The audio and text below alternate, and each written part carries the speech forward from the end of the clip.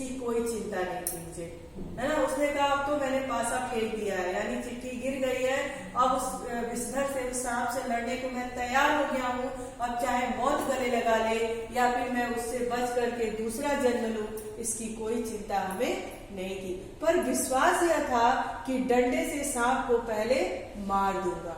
एक जो बबूल का डंडा था ना उनके पास, और बबूल के डंडे को वो एक राइफल से कम नहीं समझते थे, है ना। तो उन्होंने कहा कि विश्वास मुझे उस डंडे पर था कि मैं जैसे ही कुएं में जाऊंगा उस डंडे की सहायता से सांप को पहले मार दूंगा, तब चिट्ठियां उठा लूंगा। बस इसी दृढ़ विश्वास के बूते यानी बल पर, है ना, इसी विश्वास के बूते यानी बल पर मैं कुएं में घुसने की ठानी। छोटा भाई रोता था, छोटे भाई को भी पता था कि इस कुएं में क्या है, और बड़े भाई ने उसके सामने ही मौत को गले लगाने की ठान ली थी। तो छोटा भाई रो रहा था डर के मारे। उसके रोने का तात्पर्य था कि मेरी मौत मुझे नीचे बुला रही है। लेकिन कहते हैं श्री राम शर्मा कि उसके रोने का कारण ये था कि वो जानता था कि सांप है उसके अंदर और ये निश्चित ही डस लेगा, यानी जो मेरा बड़ा भाई है वो उसको मौत उस कुएं में बुला रही है। तब वो शब्दों से ना कहता, लेकिन वो रोता, है ना, अपनी बातों को, अपने भाव को शब्दों में नहीं कह पा रहा था। वास्तव में मौत सजीव और नग्न रूप में मेरा कुएं में बैठी हुई, और सच बात थी, एकदम है ना, साक्षात, आप कहते हो ना, साक्षात मौत सामने से आ रही थी। तो उसको तो पता ही था कि उस कुएं के अंदर एक काला सांप रहता है जो मौत है बिल्कुल। तो वो कह रहा है कि वास्तव में सच में मौत सजीव और नग्न रूप में, यानी साक्षात रूप में कुएं में बैठी थी। पर उस नग्न मौत से मुठभेड़ के लिए मुझे भी नग्न होना पड़ा। कहा कि भाई उस नग्न मौत से, यानी वो जो साक्षात मौत मेरे सामने खड़ी थी, उसके लिए मुझे भी वहां पर प्रकट होना ही था। छोटा भाई भी नगा हुआ था, है ना। एक धोती मेरी, एक छोटे भाई की, एक चने वाली, 2 कानों से बंधी हुई धोतियां, 5 धोतियां, कुछ रस्सी मिलाकर कुएं की गहराई के लिए काफी हुई, है ना।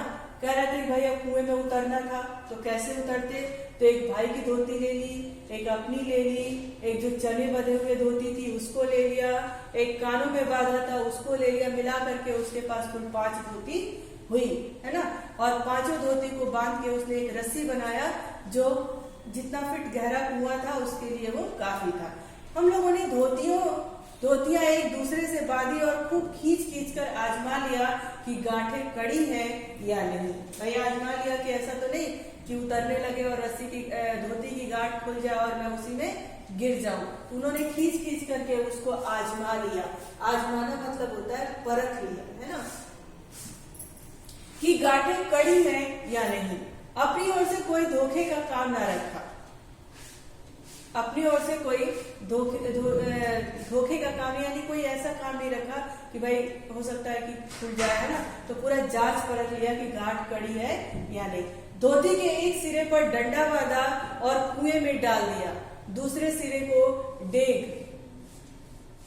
व लकड़ी जिस पर चरस पुर टिकता था, है ना, के चारों ओर एक चक्कर देकर और एक गांठ लगाकर छोटे भाई को दे दिया।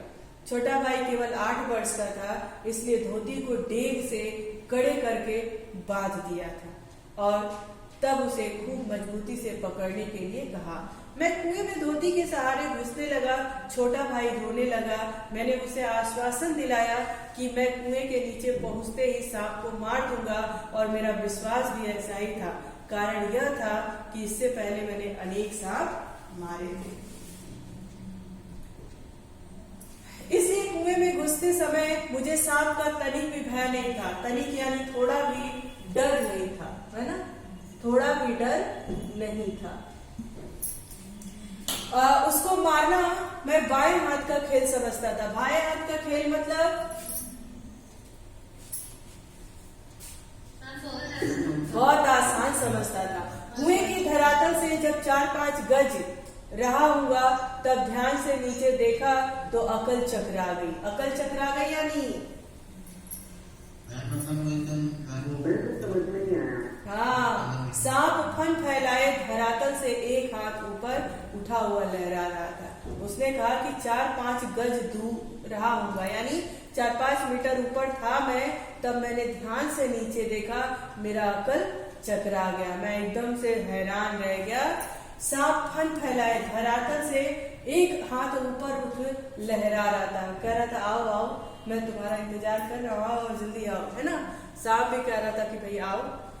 ठीक, सांप फन फैलाए धरातल से एक हाथ ऊपर उठा लहरा रहा था, पूंछ और पूंछ के समीप का भाग पृथ्वी पर था, आधा अग्र भाग, अग्र यानी आगे का भाग ऊपर उठा हुआ मेरी प्रतीक्षा कर रहा था, कह रहा था आओ बेटा आ जाओ आ जाओ, मैं तुम्हारा इंतजार कर रहा था, है ना।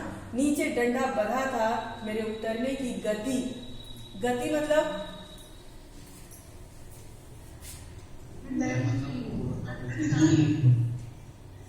गति मतलब रफ्तार, है ना। जो इधर उधर हिलता था उसी के कारण शायद मुझे उतरते देख सांप चालाक चोट से आसन पर बैठा था। सपेरा जैसे बिन बजाकर काले सांप को खिलाता है और सांप क्रोधित हो फन फैलाकर खड़ा होता है और फुकार मारकर चोट करता है, ठीक उसी प्रकार सांप तैयार था। उसका प्रतिद्वंदी मैं था। प्रतिद्वंदी मतलब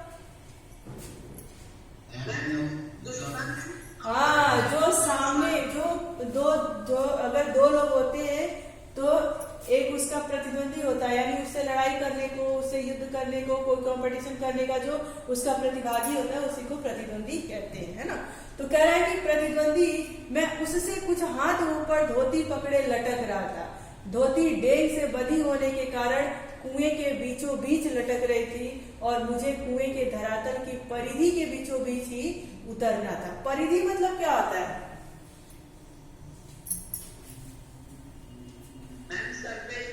हाँ, है ना, परिधि के बीचों बीच उतरना था। इसके माने थे सांप से 1.5-2 फुट गहरे की दूरी पर पैर रखना, है ना। और इतनी दूरी पर सांप पैर रखते ही चोट करता स्मरण रहे। कहते हैं कि याद रहे कच्चे कुएं का व्यास बहुत कम होता है, यानी कच्चे कुएं की जो चौड़ाई होती है, व्यास यहाँ पे चौड़ाई की बात कर रहा है ना। कह रहा है कि कच्चे कुएं की जो चौड़ाई होती है वो बहुत कम होती है, नीचे तो वह 1.5 गज से अधिक होता ही नहीं है। ऐसी दशा में कुएं में मैं और सांप से अधिक 4 फुट की दूरी पर रह सकता था। वह भी उस दशा में जब सांप मुझसे दूर रहने का प्रयत्न करता, पर उतरना तो था ही कुएं के बीच, क्योंकि मेरा साधन बीचों बीच लटक रहा था। कुएं से लटक कर तो सांप नहीं मारा जा सकता। उन्होंने कहा कि अब अगर सांप मुझसे डरता तो हो सकता था कि 4 फुट दूरी पे रहे, लेकिन जब वो डरता तब, है ना। और मेरा साधन यानी जो धोती लटक रही थी वो कुएं के ठीक बीचों बीच में लटक रही थी, तो मुझे तो कुएं के बीचों बीच ही उतरना था। ऊपर से लटक कर सांप को नहीं मारा जा सकता था और सांप को ऊपर से लटक करके मारा नहीं जा सकता, उतरना तो था ही। उन्होंने कहा कि उतरना तो था ही। थकावट से ऊपर चढ़ भी नहीं सकता था। अब तक अपने प्रतिद्वंदी को पीठ दिखाने का निश्चय नहीं किया था। कहा कि भाई मैं ऊपर अब नहीं चढ़ सकता था, है ना। और अब तक इतना होने के बावजूद और सांप को देखने के बाद भी मैं अपने प्रतिद्वंदी को, श्री राम शर्मा कहते हैं कि प्रतिद्वंदी अर्थात सांप को पीठ दिखाने का निश्चय नहीं किया था। पीठ दिखाना मतलब क्या होता है?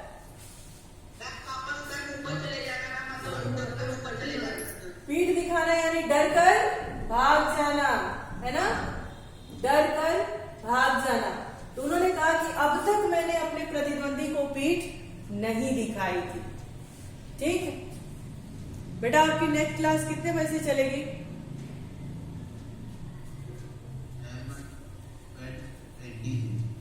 तो अब लगनी चाहिए ना? ओके ठीक है, चलिए। तो उन्होंने कहा कि अब तक मैंने अपने प्रतिद्वंदी को पीठ नहीं दिखाई, यानी मैं अब तक हार नहीं माना था, है ना। करने का यदि ऐसा करता भी तो कुएं के धरातल पर उतरे बिना क्या मैं ऊपर चढ़ सकता था? धीरे धीरे उतरने लगा।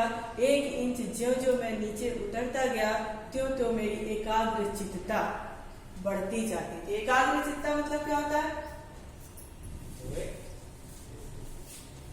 जब किसी चीज को आप एकदम ध्यान से देखते हो, उसको क्या कहते हैं? एकाग्र होकर के एक टक देखना, है ना। बढ़ती जाती थी। मुझे एक सूझ सूझी, यानी एक बुद्धि आई कि दोनों हाथों से धोती पकड़े हुए मैं अपने पैर कुएं की बगल में लगा दिए। दीवार से पैर लगाते ही कुछ मिट्टी अचानक उसको ध्यान आया कि उसको धोती से लटकते हुए मैं अपने पैर को कुएं के किसी किनारे पर लगा दूं। जैसे ही वो पैर को किनारे पर रखा, मिट्टी क्या करने लगा, उस कुएं के ऊपर नीचे गिरी और सांप ने फू करके उसका मुंह मारा। मेरे पैर भी दीवार से हट गए और मेरी टांगे भी कमर से संपूर्ण बनाती हुई लटकती रही। ठीक है, जितना आपको पढ़ाया है आज उतना आप इसको दोबारा से देख लेना। ठीक है, अब आगे का हम पढ़ाएंगे नेक्स्ट क्लास में, तब तक आप इसको रीड करते रहिए जितना मैंने आपको पढ़ाया है। ठीक है, उसको देखिए और अगर कुछ नहीं आता है कोई शब्द तो हमसे पूछिए आप।